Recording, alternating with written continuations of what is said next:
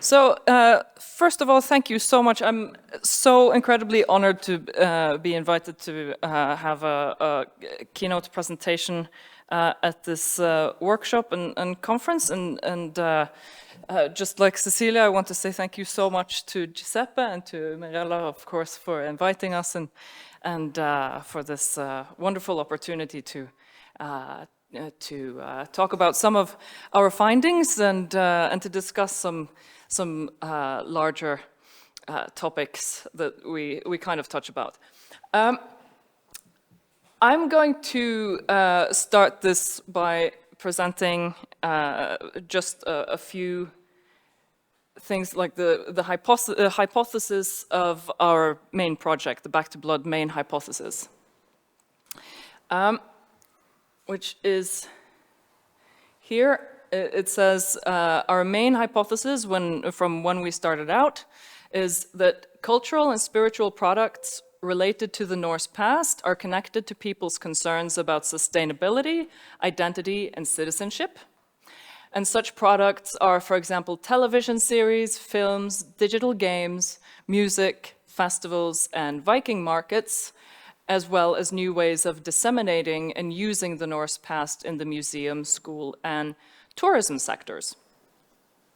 Okay, so before I'm going to go into the project results and some findings that I've been working the most on, I want to present some of my project colleagues' works, such as Dr. Frederick Gregorius and his work on heathenism and new religious movement practices outside of heathenism, connected to history and genealogy of ideas, which is his main approach.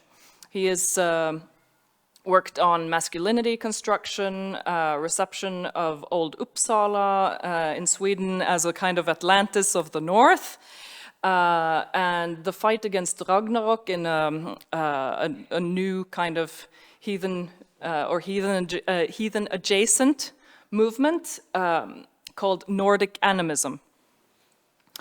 He has also written about the reception of Old Norse religion and culture in Sweden and about rune yoga, which is an interesting, partly a martial art and partly a recreational kind of practice. And of course, Dr. Tao Tykja Makef, who is also here today, and he has written about the uses of Vikings connected to martial arts in popular culture, social media, and on various websites. And he has written about Viking training in wildmen and wilderness conceptions, the Viking warrior as a template for masculinity, such as toxic masculinity constructions, and religion, combat, and Viking identity more broadly. We also have Anna Økstra, our PhD candidate, who is writing her dissertation on traditional crafts and agent network relationality in Viking-themed museum exhibitions. And this is her ongoing dissertation work. So, the work package that I've been working the most on is called Playing with the Gods. And it's about self-identifying heathens' uses of Viking-themed and Norse-inspired music, movies, TV series, and video games. And I've taken a mixed methods approach in this work package, combining media analysis with a digital survey, with follow-up interviews from the survey participants, and also combining with participant observation at events like a Viking-themed metal festival, at various ritual events, and also on social media and in virtual worlds. Yes, and before I move on, and while I still remember, I have to say that this is funded by the Research Council of Norway and hosted by the University of Stavanger in collaboration with Linköping University in Sweden. So I'm going to show a lot of visual kinds of media, like screenshots and some photographs. but I just want to sort of give you an overview very quickly about some of the key results. I've been working on contemporary heathens and their use of different kinds of identifying markers. In the survey results, we saw that one of the things that people would do was use different kinds of words to describe their religious identity. And so one question was, when do they use the different kinds of words to describe their religious identity? When do they call themselves heathens? When do they call themselves Åsatru? When do they call themselves Odinist or Viking? And who does and how popular is it among our respondent group? I've also done some research into especially Assassin's Creed Valhalla, which was published in 2020 by the game development company Ubisoft, and I'll be talking also a little bit about my results there. There's also, I guess, one of the key findings is what I call the Viking package in what I've also called the Neo-Norse cultural pop cultural supersystem, which I will also go into a little bit. The rest of these, such as, for example, the first element of what I call the Viking package, which is what I call geomythic borealism, is something that can be used to display how ideas about Norse and Nordic is constructed and connected to especially power and stamina and extraordinary abilities. And also we have some results regarding religion and festivals that Fredrik and I have been working on, especially with regards to the Norwegian-based Viking-themed metal festival Midgårdsblot, which I'll also show a little bit from. Currently, I'm focusing my work on writing a monograph about what I call the Neo-Norse supersystem that I will get into in a little bit. So, first of all, contemporary heathens is the term I've so far used, and sometimes I use Norse-oriented pagans or Norse-oriented Neopagans to denote the groups who associate and inspire, draw inspiration from sources that they view as Norse in different ways to inform their own beliefs about the world or their rituals or their value systems. And they call themselves different things. They call their religion maybe heathenry, some call it Norse paganism, or very few call it Norse neo-paganism. They don't usually like the term neo-pagan. Some call it Åsatru, some call it animism, and some call it fornsed, and there are other terms as well. And what I found in the survey that had, after data cleaning, 407 respondents, was that they tend not to choose just one identifying marker, but they use several. And there are different motivations for doing that, including terminological precision, so they want it to be like the correct description of their identity, but also when it comes to successful social bonding and social interaction, that's something that motivates their choice of identifying marker, and also avoiding social stigma.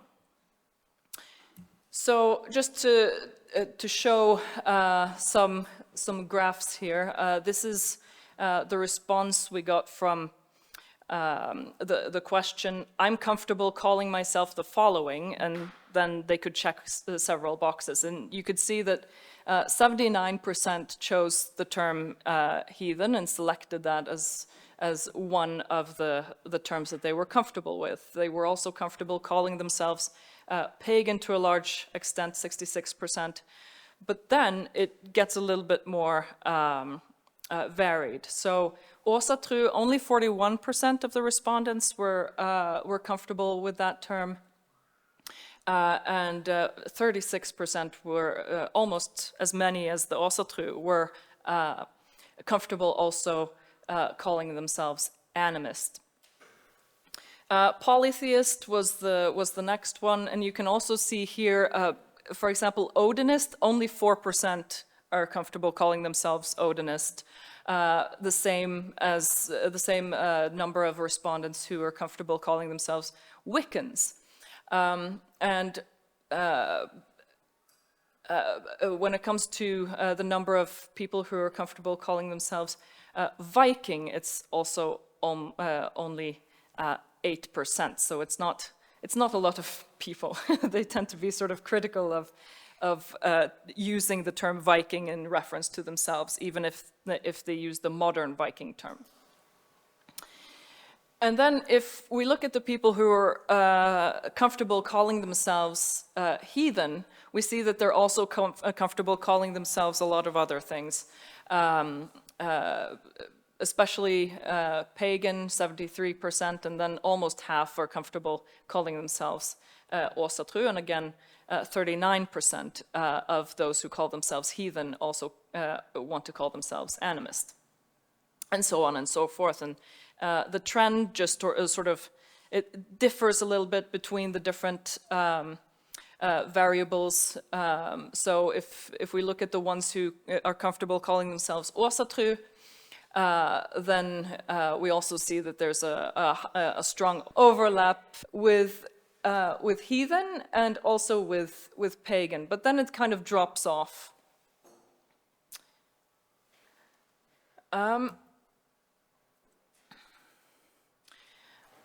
If we look at Odinist, there's only 16 out of 407 respondents who are comfortable calling themselves Odinists. So it's a very, very small minority of this sample. But on the other hand, they are the most, they are the group that are the most comfortable calling themselves Viking. 31% of them, so about a third, are comfortable calling themselves Viking as well in regards to their religious identity. And there's a negative correspondence with being comfortable calling themselves animist. So that could be an indication, and also judging from follow-up interviews, it could be an indication that choosing to call oneself animist in addition to heathen could be a way of signaling a more sort of left-wing political alignment, where Odinists are, of course, associated with right-wing and even extreme right-wing alignments. So looking into the three motivational factors that appear to be central: terminological precision, successful social bonding, and avoiding social stigma, I want to just look at just a very small selection of some of the interview respondents' responses. So for example, Tahira, an American heathen in the sort of the middle age group, said in an interview that if I'm saying Norse polytheist in reference to herself, some people balk and they go, oh, like the white supremacist guys. And I have to be like, no, you know, like there's definitely a problem there, but that's not who I am. So I think what this quote does is it illustrates quite perfectly, I think, the tension between, on the one hand, trying to communicate honestly about what is my religious identity on the one hand, and also trying to avoid the social stigma on the other, and having a successful social bonding experience. And Tahira also shared that she lives in a multicultural neighborhood in the United States, where it's extra important for her to signal that she's not in the right-wing extremist political camp, so to speak. Adrian, a British heathen, says that he views American Åsatru, not British also true, but American also true, as the racist skinhead wing associated with the colloquial term brosa true, which he says, it's all just very macho, very racist, very skinhead, which is just something I cannot stand. Particularly online, I wouldn't use åsatru, he said. But if it were a friend asking, I might use åsatru. So when there's a level of trust involved, a level of mutual trust, an established social bond, and there's a smaller risk of being sort of categorized as a right-wing extremist or racist or skinhead, which is Adrian's term, then it's more, it seems to be less stressful for them. So I think this is an important factor to just be aware of for these people.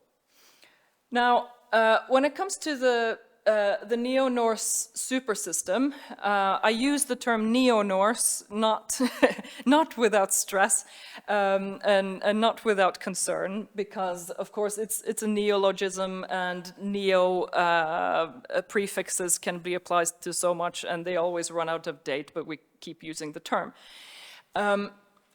However, until I can find a better term for it, and I'd love to hear other suggestions, it is so far a heuristic, practical, and I think somewhat intuitive way of distinguishing between Old Norse culture on the one hand from contemporary creative practices and products of reception on the other. And it allows identification and labeling of a larger cultural phenomenon. The term supersystem is one that I came across reading a professor of religious studies in Bergen, Sissel Undheim's article about Legos and Lego Chima. And she used Marcia Kinder's book on supersystems from 1991, where Marcia Kinder defines a supersystem as a network of intertextuality construed around a figure or a group of figures from pop culture. In order to be a supersystem, the network must cut across several modes of image production, must appeal to diverse generations, classes, and ethnic subcultures, who in turn are targeted with diverse strategies. It must foster collectability, which is interesting, I think, through a proliferation of related products, and must undergo a sudden increase in commodification, the success of which reflexively becomes a media event that dramatically accelerates the growth curve of the system's commercial success. And I'll just walk you through why I think this is relevant for Norse-inspired popular culture products. And not just popular culture products, but a wider system as well. So if we look at the 8 criteria that Kinder presented, there is an identifiable range of commodities. It's identifiable with a range of commodities. It's multimodal, which means that it involves different kinds of sensory perception. It's sight, it's sound, it's visual, it's oral. It could be haptic and tactile through video games, for example, but also through smell and taste, of course, if you're at a festival or a Viking market, or ritualizing physically. So that's the third one. There's also a network of intertextuality. It appeals to an audience that is diverse in terms of age and socioeconomic class and ethnicity, uses a variety of strategies to make its appeal successful, and has a point of period in time when it's possible to identify a sudden increase in commodification. On top of it all, it fosters a feedback loop between the production and the related media events. So looking at the 2 first criteria, I think it's fairly easy to establish that they're fulfilled. When it comes to music, one of the findings of the survey was that Vardruna, which has this, they use this symbol, it's called a bind rune. It's a combination of different runes from the Elder Futhark script system that they use as a logo. And in the survey, we found that 79% of the heathen respondents listened to Vardruna at least once per month.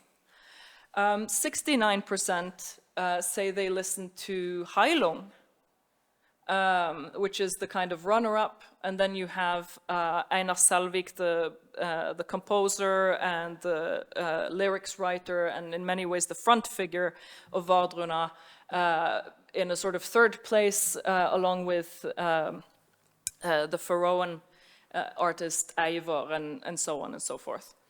And you also have, of course, metal music. So 46% of the respondents say that they also listen to Norse-inspired metal music.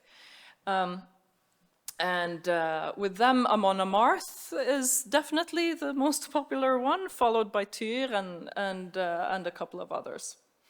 But Norse-inspired music, or what I call rune music, is by far the most popular type of Norse-inspired music from the two genres. And perhaps that can be explained with simply not a lot, you know, it's kind of a black metal and death metal have a sort of niche appeal, perhaps. In television and movies, of course, we have everything from Vikings, which is the quintessential, in many ways, the authoritative influencer of the visual and oral aesthetic regimes, to use Birgit Meyer and Terje Stordal's term, to sort of what is the Viking Age supposed to look like in popular culture. So, of course, the horned helmets are gone a long time ago. That's not part of the aesthetic regime anymore, even though if you ask ChatGPT or another AI, generative AI image robot to produce images of Vikings, they will likely have horned helmets, which is interesting. Okay, and of course there's the Northmen, there's the Last Kingdom, there's Norsemen, the Norwegian satirical show, and of course things from the 90s and older as well. We have video games like Assassin's Creed Valhalla, which I've looked into a lot, and of course Hellblade and God of War, but also older games like, for example, The Lost Vikings from Super Nintendo, and I think it was released in '93. There's also a lot of religious products or potentially religious products, such as, for example, books about runes and rune magic, Thor's hammer necklaces, statues, sculptures that you can buy on Etsy, and so on and so forth, or from museum shops in a lot of cases, actually. And of course, tattoo artists have probably made a lot of money on giving people Norse-inspired tattoos. Yeah, so I think this is fairly easy to establish. When it comes to being construed around a figure or a group of figures from pop culture, I think that's very interesting, because to what extent is the concept of the Viking inspired by pop culture versus historical, more historical sort of academic reception, etc. And especially considering that companies like, for example, Ubisoft or History Channel that made Vikings, they hire consultants who are historians or archaeologists, or who have at least some success in marketing themselves as experts on Norse history and religion and culture. So this is I think one of the interesting sort of question marks. But we definitely have a lot of memes inspired by pop culture. So yeah. When it comes to a network of intertextuality and transmediality, I think that's also fairly easy to establish, so I won't spend more time belaboring that point than just giving an example that Vardruna, for example, the band that I mentioned, is the most popular among the respondent group that answered the survey. They also made music for Vikings. Einar Selvik made music for Assassin's Creed Valhalla and so on and so forth. And Heilung makes music for other video games, and Eivor makes music for other video games. So there's an intertextuality that's perhaps more like interorality or intersonic culturality or something. So these artists, these musicians, they have a lot of power in defining the oral, the sonic, and the sound-related aesthetic regimes. When it comes to appealing to a diverse audience, it's fairly it's a bit fun to look into, because one thing is, of course, a lot of heathens find this interesting. Some very few say, I think it's something like, I think it's 10% who say that this has nothing to do with my religion. My religion is entirely modern. It has nothing to do with Norse history. We just use some symbols or whatever, something inspired from that. So here we have, for example, in the middle there, spiller Viking metal I barnehagen. This was a news report about a black metal band playing Viking metal in a kindergarten as a sort of cultural diversity sort of initiative. When it comes to gaming, it's the stereotype is that it's mostly young men who tend to be gaming, but one of the most famous players of Elder Scrolls Skyrim is this lady called Shirley Curry. She's an 80-year-old American woman, and she has, I think it's 2 million followers on YouTube for gamer videos. She's prolific, and she even has, she's so famous that she will have a character modeled on her face in the next game in the series, so it's really interesting. There's also, when it comes to like different socioeconomic groups, so for example, in the lower right corner, there are these Viking-themed retreats where you can pay, here, almost $12,000 American dollars to be part of a retreat that's supposed to help you gain financial success. So that's interesting. So you're supposed to be like a better business person after going through this Viking-inspired retreat in Western Norway. Lots and lots of interesting things. And of course, with this comes a variety of strategies to make the appeal successful. So for example, you have Mathias Norvik's book Åsatro for beginners. So he's sort of contributed to the theological discourse on how people should practice heathenism from his, or Åsatro from his point of view. One of the things that he brings up is, for example, the Håvamål, the Eddic poem that some heathens attribute to actually being authored by Odin, and some say no, and just don't really see it as a revelatory text, but some use it as a revelatory text as well.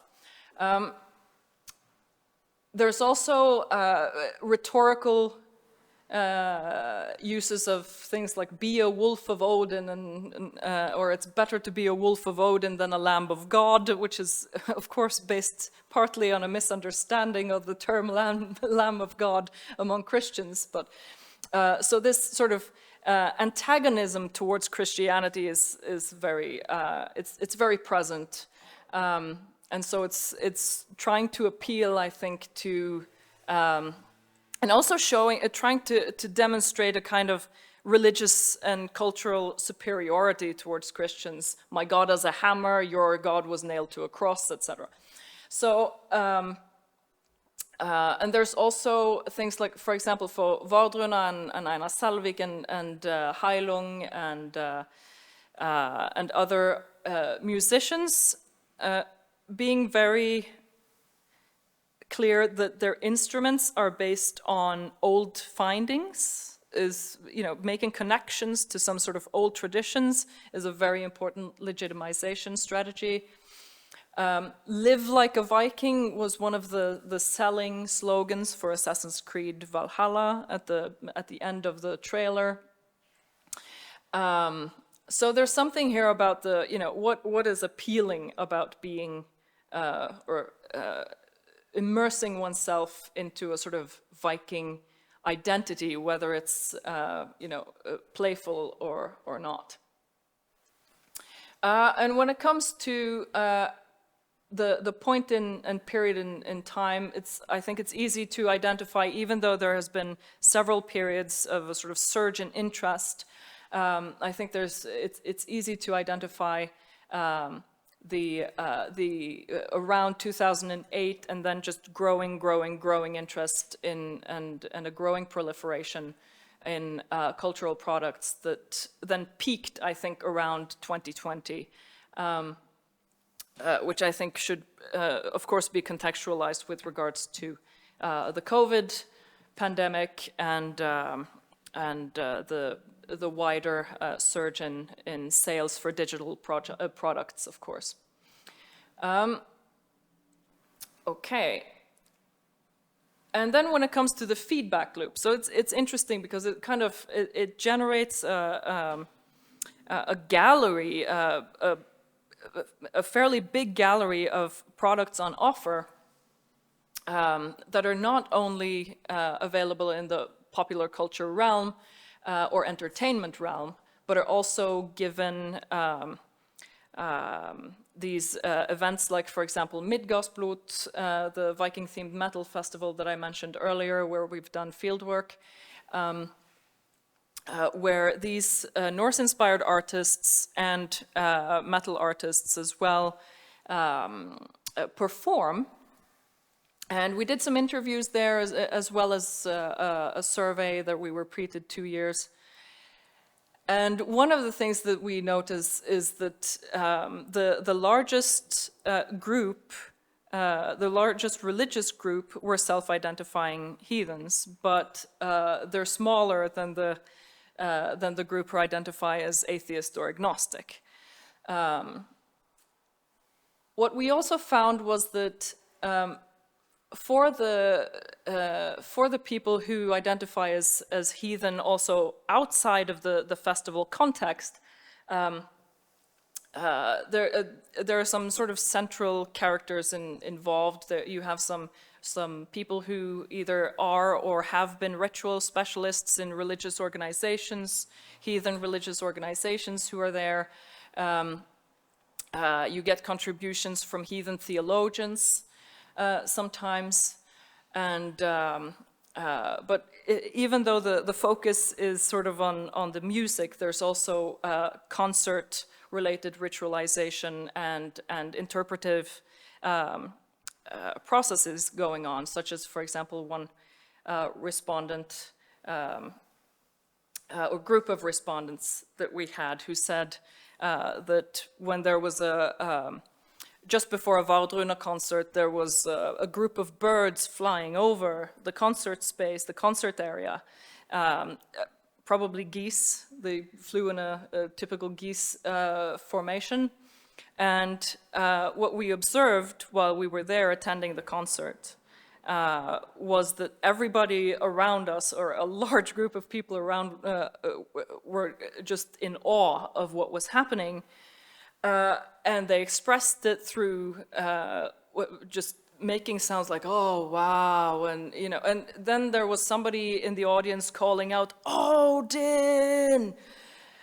And that was really interesting. And then we had a group of respondents, the the next day, in their early 20s, all Norwegian, or coming from different parts of Norway, one with a Central European background, and they were also fascinated by this event with the birds flying over, and that for one of them, and the one who identified most explicitly as a heathen, he said this felt like a sign, and it felt like it was connected to the mythology of the white raven, which is what we can call a key symbol in heathenism, and which is again connected to Vardruna and attempts at legitimizing some religious beliefs by connecting to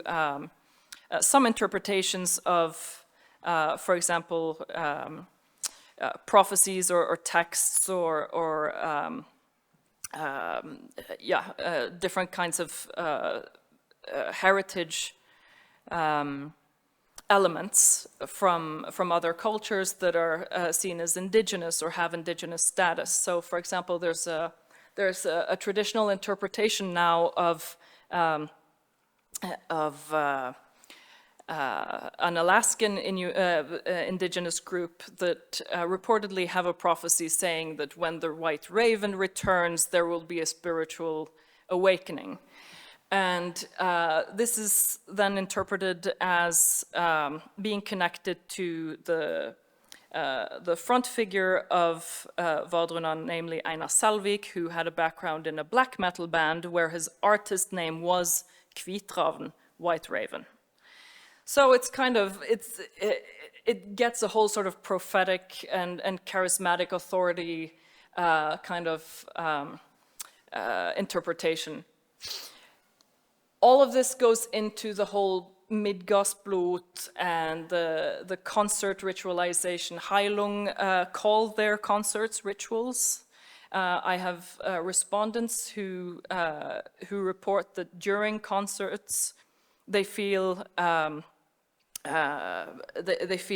really emotionally involved, especially when Vardruna play their song Helvegen, which is about death and crossing over the bridge of death into the afterlife. Several times during the performance of that song, which is when a lot of people in the audience will sing along, they know the lyrics. So it becomes almost like you can compare it to a church singing a song of praise or a worship song or a psalm, even if, So it's very interesting, and then you have people crying and very visible displays of emotion. One of the things that we found about the Midgårdsblot festival is that where, for example, François Gauthier talks about festival events or festivals with can sort of be a part of an event-based kind of religion. He talks about that as being part of a liquid modernity and liquid religion. Where we find that, well, as opposed to, for example, when there are Christian festivals or festivals related to religions that have a strong institutional history, what we see instead with heathenism, in the case of Midgårdsblot at least, is that it fosters a solidification rather than making it more liquid, because it's already liquid in the sense of being unorganized to a very large extent, being a mix between being event-based in terms of having maybe 4, maybe more rituals per year. So it's not a weekly sort of ritual gathering. But this is, at least for many heathens and also non-heathens, a place to sort of partake in a ritual that they tend to view as being at the very least as close as you can sort of get to a Norse blot, which is the opening ceremony. And of course, blod in Old Norse, it doesn't mean blood, it means offering or sacrifice. And unlike, for example, what is common in other heathen rituals, or should I say perhaps explicitly heathen rituals, what we see at Midgårdsblot is that there is use of actual animal blood that is brought in from a local butcher. And what they do with this blood is they put it in bowls in front of wooden sculptures that are identified as Freya and Odin. There's a bonfire, and then there's a band who plays rune music, and they are chanting runes, usually with a sort of throat singing. And people are gathering around this sort of central ritual nexus with the sculptures and the fire and the blood. And there are these branches with leaves that then one and one person or two and two persons enter the middle of the ritual space. They pick up the branches, they dip them in the blood bowls, and then they libate basically the statues. And then what a lot of people do, and not all the ritual participants, but a lot of them, is that they dip their fingers also in the bowl of blood, and they smear it on their faces, on their necks, maybe on their arms. And of course, this brings also not just a new visual expression for the people around them, but also it makes the ritual a sort of, it gives it a lingering effect in terms of the tactile feeling of having blood that's basically drying on your skin. It smells like blood, right? And of course, if you get it on your lips, you will probably taste it as well. They have usually used, I was told by one respondent who's been involved in the ritual organizations each year, that they usually have been using pig's blood, which historically has been, or the pig has historically been associated with Frey and Freya sacrifices. But there was one year where they used horse blood. And returning participants said that they noticed a difference from the year before. And they thought maybe it had been mixed with grape juice or something, because they felt it tasted sweeter than the pig's blood. But I asked about this, so, I basically asked the organizers. Some respondents felt that the blood tasted sweeter this year than last year. What was the... No, it was just that they had used horse blood instead. So that was interesting. And of course, horse blood is also connected to Frey and Freya, and it's easy to understand why they would focus on sort of the Frey and Freya kind of sacrificial animals, or try to make some kind of connection there, because the burial mounds that are adjacent at Borre in Vestfold County in eastern Norway, they don't just have these Iron Age people who are who we basically don't know who they were. They were probably very rich people and very powerful people, considering the size of the burial mounds. But and they were used by the Nazis during the Second World War to try to recruit Norwegians and Scandinavians to the Nazi Norwegian party. So that's not why, of course, that's not why they're trying to connect to it, but they're trying to sort of reclaim, or what's the word I'm looking for? They're trying to rehabilitate the sort of the image and the ritual associations to this place by connecting to an earlier theory that is based on Snorre Ynglinga Saga, where there is a place called Borre, where it is said that kings from the Ynglinga at the family or the descendants who trace their lineage back to the god Frey were buried. So yeah, and the burial mounds are definitely part of this whole trying to market this festival. Yeah, so we have an article under review there, Fredrik and I, that we hope will be coming out, and of course we will inform you when it's ready.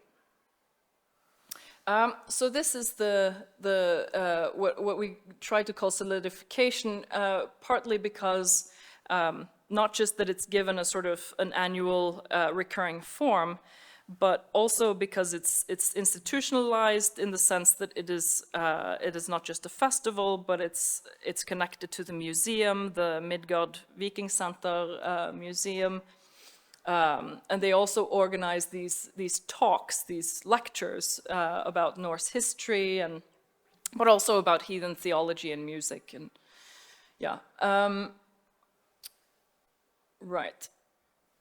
And another part that I think is interesting when it comes to the solidification is that the people who participate, I mean, it's not expected of everybody to participate in this opening ritual, but a lot of people do, and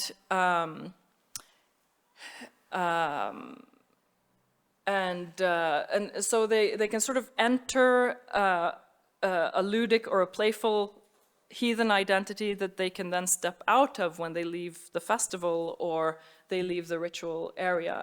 And we talked to some people who find that to be their approach of preference. But then there are also the sort of the permanent heathens, if you will, who are also a part of this ritual and have helped shape it. So you have some ritual specialists from Norwegian heathen groups who have been have contributed to designing this ritual, or at least giving it their sort of approval, which I think is also interesting. The sort of the interconnections between heathen organizations on the one hand and this festival and the opening blot. And according to the organizers, in 2022 at least, over 70% of the participants were international travelers, so they were not Norwegians. So that's interesting as well. And we have respondents with diverse religious backgrounds as well. Some have come from Christianity, some identify as Christians.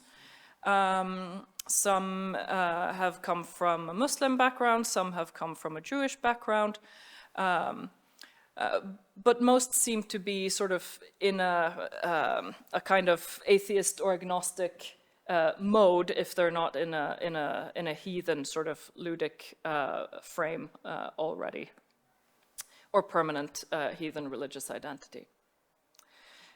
Yeah, so I think this is one of our most interesting findings. I also want to talk a little bit about the Assassin's Creed Valhalla as a play frame for Viking identity. I've started sort of talking about what I call the Viking package, which is based on the concept, the Viking brand by Roderick Dale, which you can read about in, for example, his introduction and his chapter in Vikings Reimagined with the Gruyter Press. The Viking package builds on it but expands it a little bit, and so you have what I think are six, at the very least, 6 elements, and I think there could be more elements that could be identified, or this could be, reorganized or restructured in a different way. Geomythic borealism is the idea that it's that there is a connection. First of all, there's a connection between landscapes that are considered Nordic. It's not necessarily enough for them to be in the sort of northern hemisphere or close to the North Pole or to be Arctic, but they're considered Nordic in some way. And that there's some kind of easier connection to something supernatural or extraordinary kind of power in the landscape. And that people who are born and have been raised there or live there kind of absorb this power somehow. You see this it takes a lot of different shapes, but one of the ways you can see it in Assassin's Creed Valhalla is with the extraordinary fighting abilities, the extraordinary physique, the extraordinary stamina, extraordinary strength, extraordinary intellectual capabilities that are ascribed to the Vikings that you, or the Viking protagonist that you play, who was called Eivor. They're also ascribed a kind of an emphasis on competition, and especially for social status.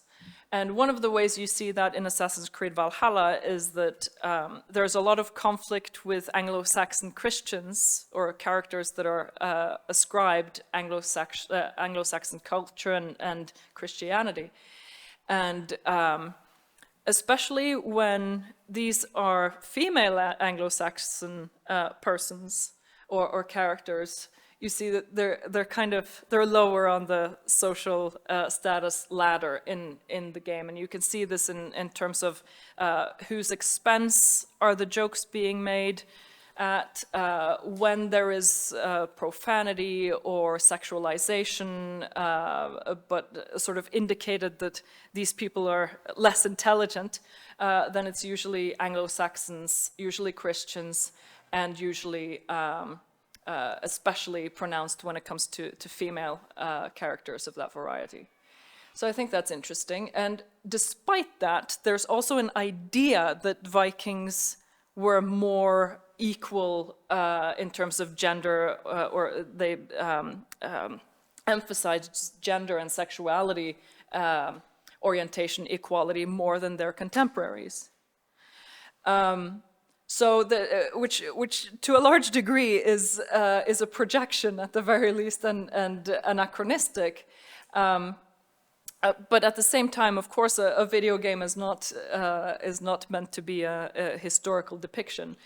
That being said, when you see this in view of, or in context of, the game development company Ubisoft having built a sort of a brand mythology that they are more historically accurate than their competitors in their in their portrayals of different cultures at different times, that picture becomes a little bit more complicated. The visual dimension, I think, can be seen very, very clearly in this picture. You see the same sort of aesthetic recurring throughout different popular culture products or media products. The braided hair, the braided beard when there is one, the tattooed or at least painted faces. The little sort of Norse-inspired art on weapons. Symbols are often taken at least as much from contemporary heathenism as from contemporary heathenism than from Old Norse culture, and there's a sort of a disembedding or decontextualization of some symbols from some contexts, such as, for example, Urne style, or that are common or that can be found especially in wooden carvings, that are put on some kind of jewelry and weapons in different ways. And then there's a lot of leather and fur and bone and wood and not so much wool, for example, which is also interesting, of course. When it comes to the oral dimension, there's a use of drums, especially very simple drums. Percussion is typically very simple drums, or involves some kind of objects that are seen as natural objects, such as sticks or icicles. For example, that's one thing that Vardruna vocalist Einar Selvik said about the song that he composed for the song Esau, which is associated with the rune for the E sound, and which is often interpreted in contemporary Neopaganism as having to do with ice and stability. And he said, of course, the natural thing to do in order to give that a sound expression was to play the drums, but with icicles. So yeah, and he said repeatedly in interviews that one of the things that he considers important for his music is to use as instruments natural objects that he considers to be sort of part of the runic semantic or symbolic landscape. So and he said repeatedly also that he thinks that brings a quality to the song that the listeners can feel as being different from using modern instruments. And that also brings us into the sort of the neo-shamanism and contemporary heathenism that is also part of the Viking package. The Old Norse religion is sometimes represented in some ways, such as, for example, more repeatedly in the more sort of explicitly educational add-ons. But there's still, for example, when they're doing this kind of virtual reality travel into Valhalla, there's this idea that the way to get out of Valhalla, or the virtual simulation of Valhalla, is to stop fighting. You get a duel with Odin and you stop fighting, and then you will be reunited with your family and your friends, and you will have a happy afterlife. So Valhalla is sort of seen as, it's recast as a bad afterlife that just involves drinking and partying and fighting with the same people over and over and over again. But if you want to have a happy afterlife, stop fighting, go into the light where your family and friends are. And this is very visually depicted in one of the key narrative moments of the main story arc. So one thing that I can also say just towards the end here is that one of the findings is that there's a difference, I think, that is important to emphasize, and that's the difference between what I call Viking spirituality and contemporary heathenism. You have people who are heathens and who identify as heathens and get involved in heathen religions and have religious development from there. And then you have people who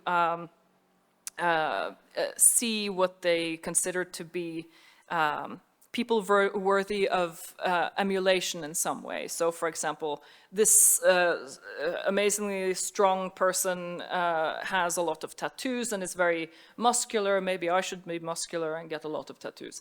And that's, of course, that's an oversimplification, but that's kind of part of the gist of the Viking spirituality, where it's the idea is that the Vikings were especially powerful people, and that this power is achievable by emulating these kind of exemplary Vikings from popular culture. And then it's less important, really, to what degree it's historically accurate or no, because it's a contemporary ideal. Okay, yeah, thank you.